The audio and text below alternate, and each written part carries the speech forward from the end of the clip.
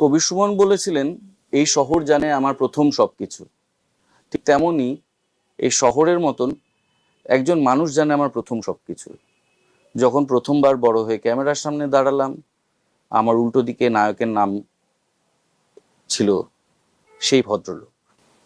যখন আমি প্রথমবার মেগা সিরিয়ালের অভিনেতা হয়ে আমার কাজ ক্যামেরার সামনে করলাম, তখন নির্দেশক ছিলেন এই ভদ্রলোক।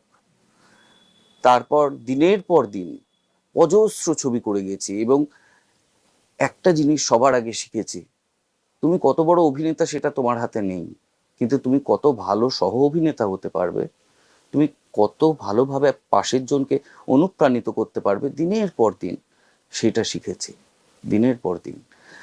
আমি ভাগ্যবান যে আমি আমার জীবনে সব সময় আমার শুরুর দিকে শাশ্বত চট্টোপাধ্যায়কে পেয়েছি।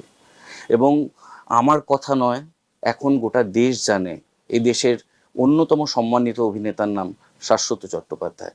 যে আমার জীবনের সবকিছু শুরু করেছে, সে সহজ কথা শুরুর দিকে থাকবে না, এ তো হতে পারে না। অপুদা, ওয়েলকাম। আরে অনেক দিন পরে একসঙ্গে বসে ক্যামেরার সামনে আবার পুরোনো দিনের কথা মনে পড়ছে।